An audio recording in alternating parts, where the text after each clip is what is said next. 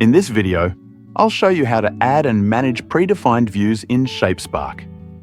It's a simple way to guide your users through the scene.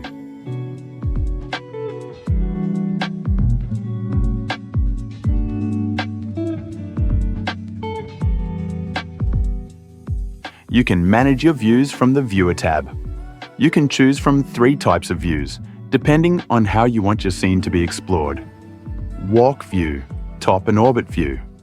Walk view places the camera in first-person mode, ideal for interior scenes where you want to walk through rooms from a human perspective.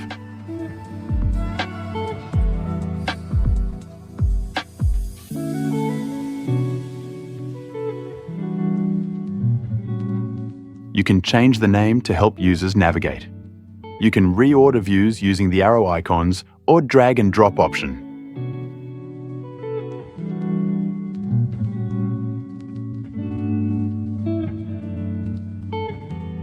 The first view on the list becomes the starting point when the scene loads.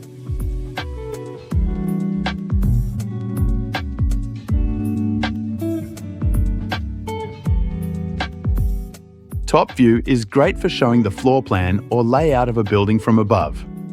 If the ceiling blocks your view, you can hide it in the Objects tab.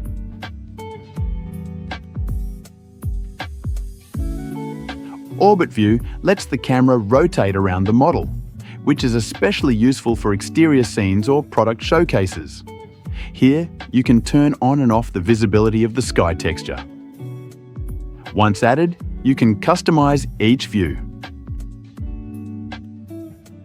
Update the camera orientation by clicking Set Current. For orbit and top views, you can limit angle and distance. In orbit mode, you can also disable panning with right-click.